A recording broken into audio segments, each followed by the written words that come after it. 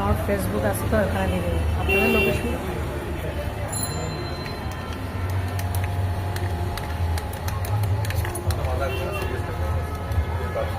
আরেকটা মিষ্টি কোনটা বলছিলেন ওটা একটু দেখান, এমনি দেখাবেন যে খালি ক্যামেরাতে, তাহলে আমি দামটা বলতে পারবো।